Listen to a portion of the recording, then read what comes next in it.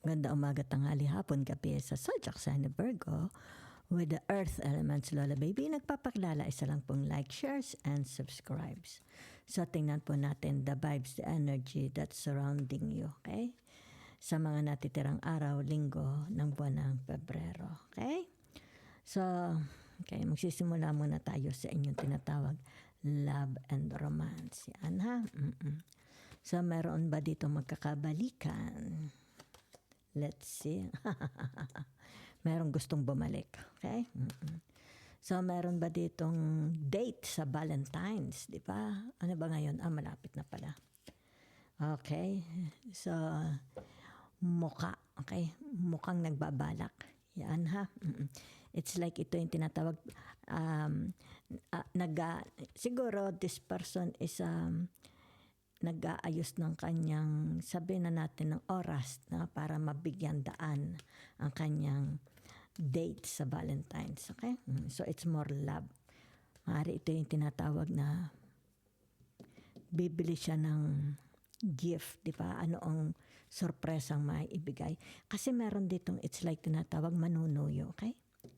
May manunuyo. So, dadaanin ito sa pandiligaw during Valentine's Day, okay? Meron, kung halimbawa yung mga single, meron ba mga pag-asang magkaroon ng ka-date sa Valentine's? Yan, there is. There is, huwag mawala ng pag-asa. So, ito yung tinatawag, meron bang mga mag-asawa, okay? Yan. Successful ang kanilang marriage life. Okay? Yan. Tingnan natin. Ay, okay. They are guided by God. Okay? Pero meron ditong tinatawag mga Virgo na malungkot. Okay? They are already in a relationship. Pero nakikita mo, they are sad. Maybe they are far away from their asawa. Okay? Nag-iisa lang. So, maaaring tinatawag sa Valentine's Day, mag-isa lang din sila. Okay? Okay, they are talking, di ba? So, maaari ito tinatawag, hihingin ang payo, ang advice ng mga friends, anong gagawin niya kasi may babalik sa buhay niya, okay? There is a person coming back, okay? So, ito yung tinatawag, the emperor, ay mangingibig. Merong mangingibig, yan ha? Napakaganda ng taong ito, okay? Gwapo, kung lalaki, kung babae, maganda, class, okay? Yan. Ano ito, good catch, okay? So, ibig sabihin nito, yung tinatawag na the moon, yan. Ito yung tinatawag na nalulumbay, okay? Naghahanap, yan ha? Okay? Ibig sabihin, maaari ito'y single, yan ha, kasi the moon. So, there is a chance, there is a big chance na hindi na sila maghahanap. Diba kasi narito ang angel, okay? It's like darating na ang kanilang Romeo or Juliet, okay? So, meron dito yung tinatawag na nakikita ko dito yung kanilang, let's say, sabihin na natin kalungkutan dahil nag-iisa lang sila, diba? Dinadaan na lang nila siguro sa hobby, passion, diba? Pagsusulat, diba? Something like that para hindi nila ma-divert yung attention kasi it's more nag-iisa ito, okay? Maaaring malayo sa kanyang iniibig. So nakikita mo siya dito, most of the time nagbabasa lang siya, okay? So let's see your money, the energy of money, career, finance, work. Ay, sandali, takpang ko lang ha.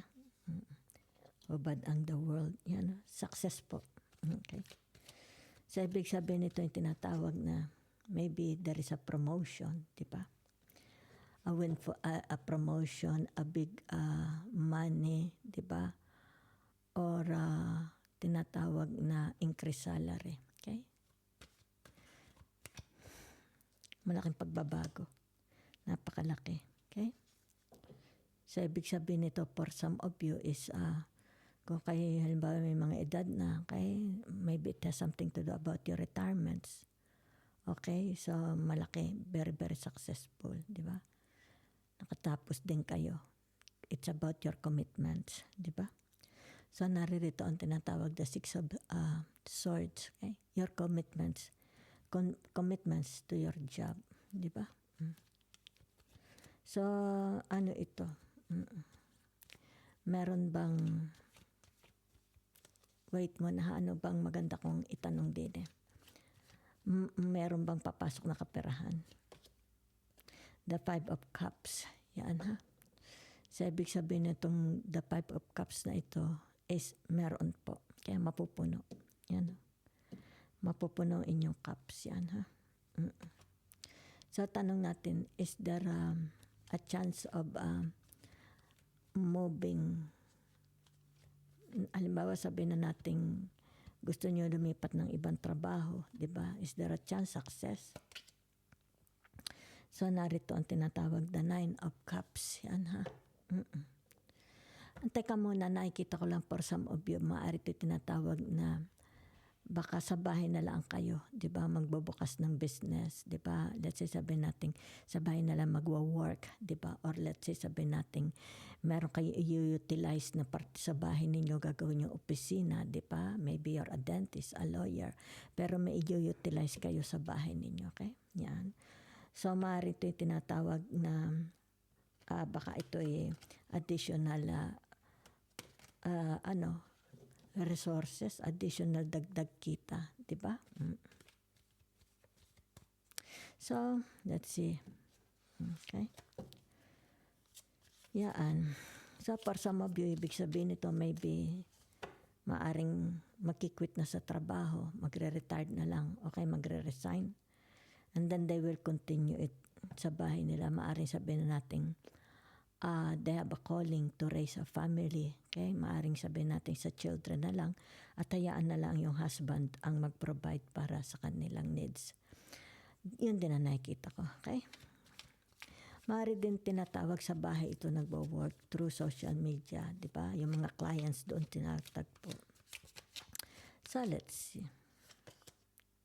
Okay. The Page of Cups. Yan. It's about your inner voice. Okay? Following your, it's more on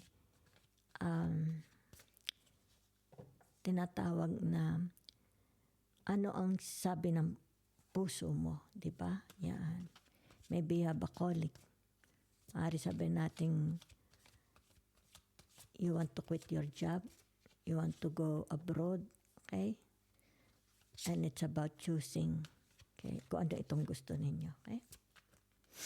So, meron din ditong tinatawag na abundance, okay? A windfalls of money coming to you, okay? Yan. Maybe a bonus, okay? So, dito sa tinatawag na the Six of Swords, okay? Yan. The Page of Swords, okay? So, it's about tinatawag na welcoming. You are ready, okay? Ready for interview, ready for a big challenge, okay? Yan, no? Ready for a big challenge. Yan. So, it's something to do about your work, di ba? Your job, career, money, okay? So, naririto ang tinatawag na 2, 4, 5, the Five of Cups to the Justice, di ba? So, ibig sabihin nito yung tinatawag na there is a contract, okay? Kontrata ito, okay? Para permahan, di ba? Maybe a business. Ibig sabihin nito papasok kayo sa kontrata, a commitment, di ba? Tinatawag na building up relationship. Yan ha. Maybe business, investment, trabaho. Yan ha. So, tingnan natin ang the Nine of Cups. Yan ha. So, ibig sabihin nito yung tinatawag na it's about your drive. Okay? Yan. About your drive to success. Magkaroon ng success. Kasi ito is the Nine of Cups. Yan ha. Para magkaroon ng tinatawag stability, security. Diba? Yan. foundation, especially sa inyong pamemera. Okay? So, let's see family, friends, energy. Okay, narito ang tinatawag, the Empress. Okay? Love. You are surrounded by love. Diba? Nakikita dito. Your family loves you, you love your family. Diba? So, pumalo sa tinatawag na the Ten of Pentacles. Diba? It's like you are surrounded, it's not only love, okay? You are surrounded with tinatawag na luxury, wealth, diba? It's more I see. Yan ha, kaginhawahan. Very, very abundant kayo. So, naririto ang tinatawag na the 5, okay? The Taurus, the Venus. Yan ha. So, nakikita ko dito, it's like, is your, one of your parents, kung buhay pa pareho, ang isa sa kanila teacher, or both of them teacher, diba? Yan. So, nakikita dito na may kaya itong taong ito. Okay? It's like, pareho ang magulang, may kaya, maganda siguro ang hanap buhay. Diba? So, lumaki ito sa magandang pangaral. Diba? It's like good moral and right conduct. Okay? Itong tinatawag na the Virgo. Okay? Dahil ito'y, ano ba ito? Temperance. Ay, no. This is not temperance, ha? Okay? Ito ang tinatawag na the Hierophant. Okay? So, siguro ito'y tinatawag na may mga lahi ba kayong, sabihin natin mga madre, pare, di ba? Or kapatid mo pare, madre, di ba? So, nakikita dito yung tinatawag, it's like balot kayo, nakapalibot kayo na tinatawag wealth. Okay? Mayaman, it's like mayaman kayo. Baka mga negosyante ito. Narito ang the Four of Swords, di ba? So, ibig sabihin ito yung tinatawag close family. Very, very close family ties, di ba? Intact ang pamilya. Okay? So, let's see. It's more about family na nakikita ko. Okay? Pwede rin naman dito yung tinatawag kung mga friends is parang considered as a family, di ba? Okay. So, ibig sabihin nito, sandali lang ha. Kaligayahan, okay? Are you the only child? Diba? It's like you are the apple of your parents' eye. Ikaw nagdadala ng saya sa buong pamilya. Okay? Yan. It's like dito nakikita na maybe you are an entertainer, di ba? Yan. Kumbaga dito maybe you're a dancer, you bring joy, life to the family. Okay? So, dahil ito'y Taurus, ito naman is tinatawag the Empress, di ba? The Empress is the Venus.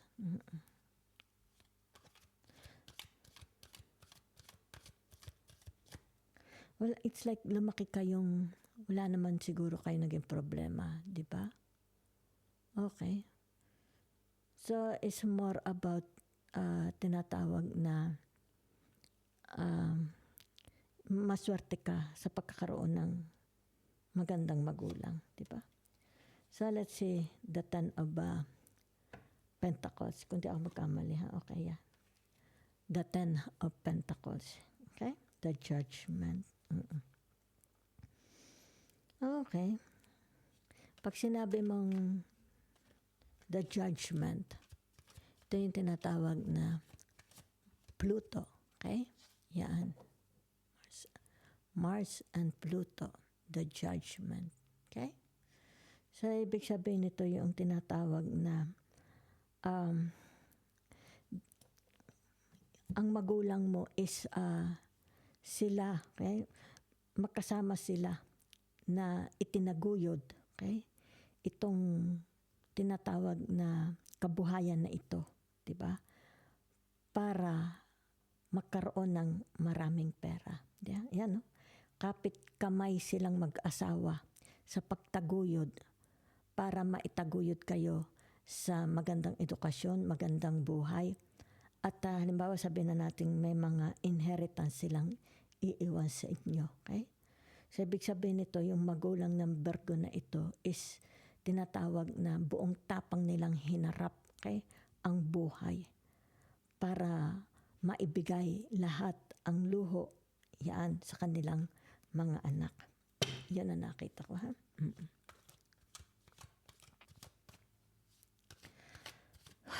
It's like they are setting good example to you na kailangan yung gayahin, di ba? A footstep, yan. Maybe a legacy of your parents, hindi lang only their will and testament, yung legacy, yung pagiging masigasig nila, masinop sa buhay, sa pera, masigasig sa pagtatrabaho. Okay? So narito ang tinatawag na the King of Swords. Yan, ho, kita mo. So, ito yung mga magulang ninyo. Yan. Ibig sabihin nito, yung tinatawag na they are reaping, okay? Their success, they are reaping the abundance, ano tawag dito? They are reaping the harvest ng kanilang mga pinaghirapan, di ba? So, naririto ang tinatawag na sandali lang dahil ito'y the 9 of Wands, okay? Pero ito'y the 9 of Swords, di ba? Okay. To the 4 of Swords, okay? So, ibig sabihin nito yung tinatawag kung ito'y the 9 kasi Wands, pero ito'y Swords dahil puro, okay, Wands, okay? Let's go. Sabihin natin Wands. It's a Wands, okay?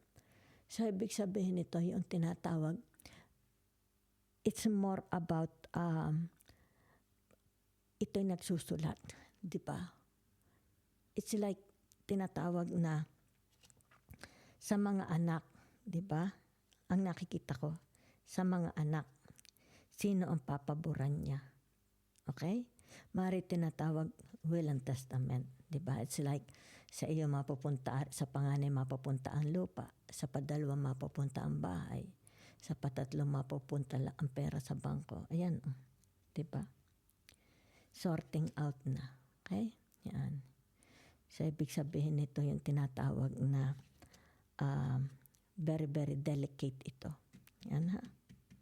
Kasi narito ang tinatawag mga magkakapatid. Matandaan ang magulang nila.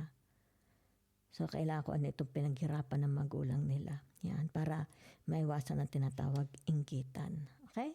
So, meron tinatawag ditong announcement. Announcement ito, ha? Yan.